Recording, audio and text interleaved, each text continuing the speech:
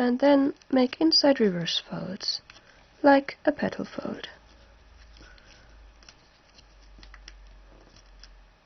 Bringing the paper inside along the creases you just created.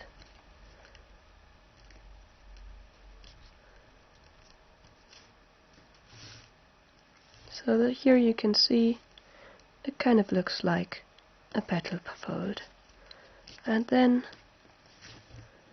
fold back and you have a leaf shape done. Do the same thing on the other side.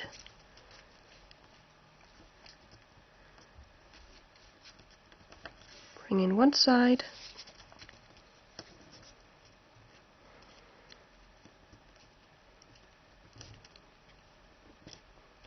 bring in the other side, and then inside reverse fold both of these pre-creasings.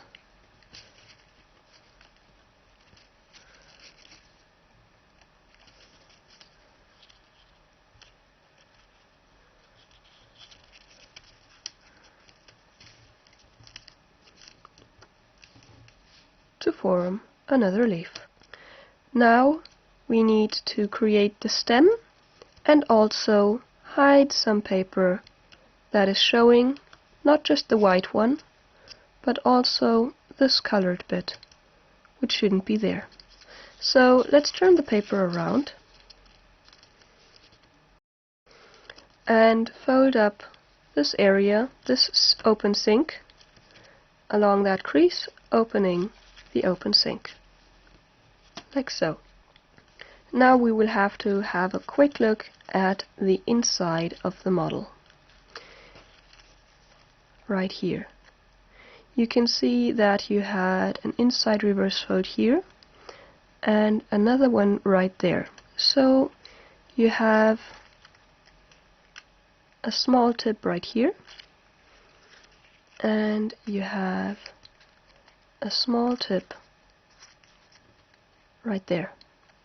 If you push both of those upwards so that the tips are on the other side, you will create a new crease right there.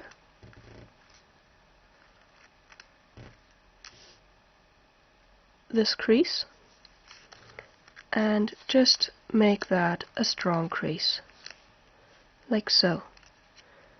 And here you have a small triangle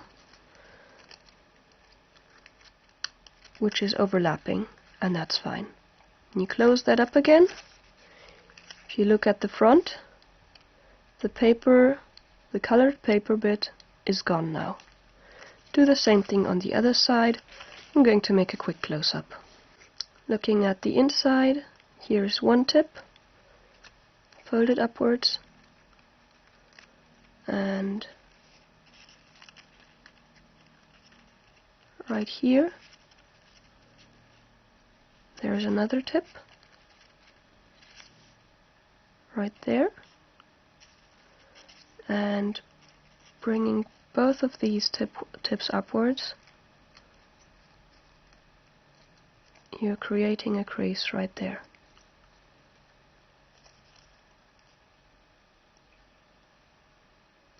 Like so. And then you can close that up again. And on the other side, the colored paper is now hidden.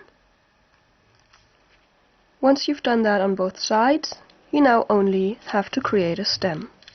For this, we're first going to fold this tip upwards to that area where there's an extra layer intersecting with the central crease. Like so. Make a new crease in the bottom. Now bring this point down to that point, halving this distance. Same thing on the other side, bringing the paper down again.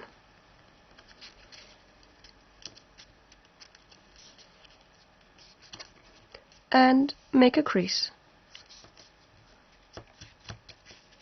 like so.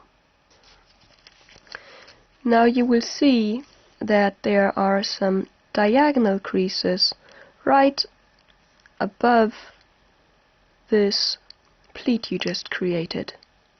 So we want to make a crease that starts right where those diagonal creases stop, and it should be parallel to the central crease on this side and on that side. So start a crease in that point, and then try to make a parallel crease, and the model will turn 3D, but just try to get a crease in place right there in the bottom, and same thing on the other side.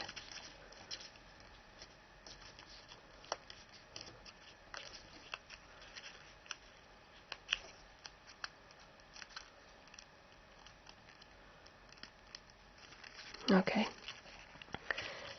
Now let's have a look at this area from close-up.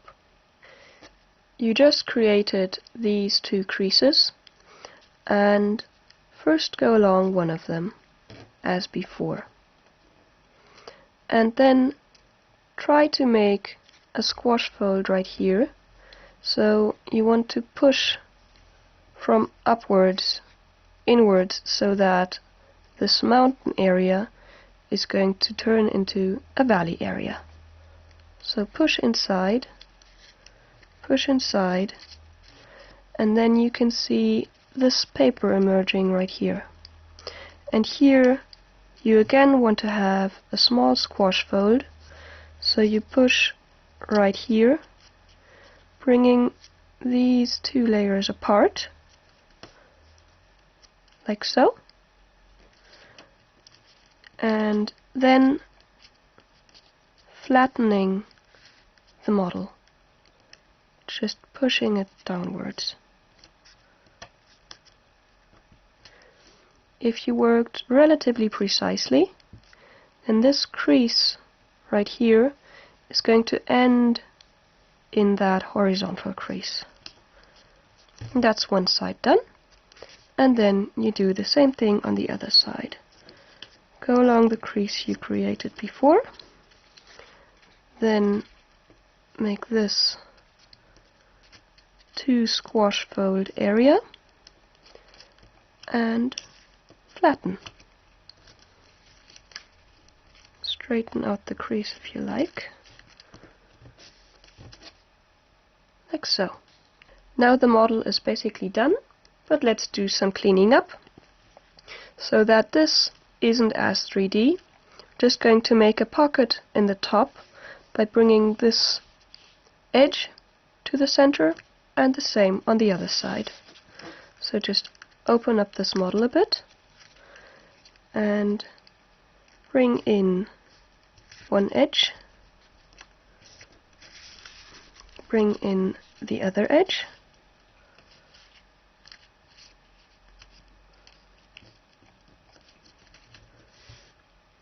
close it up again, and now you can take this corner, make a mountain fold to insert it into this pocket.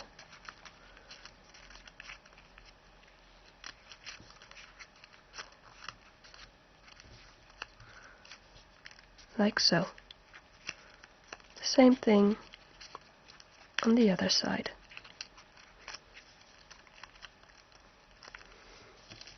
So now this is somewhat locked. Then you can turn the model around and maybe make small mountain folds right here to make the stem a bit thinner.